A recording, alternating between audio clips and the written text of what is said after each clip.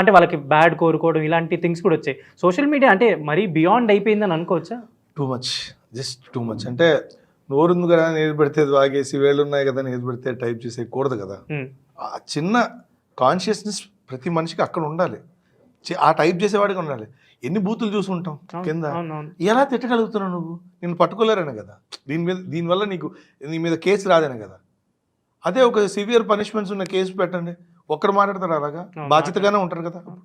అదే ఆ రెస్పాన్సిబిలిటీ బేసిక్గా స్వతహాగా మనకు ఉండాలండి. ఇప్పుడు ఆవిడ పోనీ ఏమన్నా తప్పు మాట్లాడితే ఓకే, ఆవిడ చాలా గొప్ప పని చేస్తుంది and she is fighting for all the women rights and she is a proper feminist. Feminist అంటే మళ్ళీ ఏదేదో, ఒకప్పుడు కమ్యూనిస్ట్ అంటే ఎముకల్లో వణుకు పుట్టినట్టు, ఇప్పుడు ఫెమినిస్ట్ అంటే దూరం పెట్టేస్తున్నాం. ఫెమినిజం ఇస్ నథింగ్ బట్ నువ్వు నేను ఈక్వల్ అనేది, ఒక ఆడ మగ సమానం అని చెప్పడం తప్పే ఉంది. మరి అంతే కదా. ఇంకా మనం వెనక్కి వెళ్ళి ఆ ఛాందస్వాదం కొద్దీ అలాగే బతకాలనుకోవడం తప్పు. ఒక తరం అలా బతికింది, మన పేరెంట్స్ కూడా అలా బతికుండొచ్చు.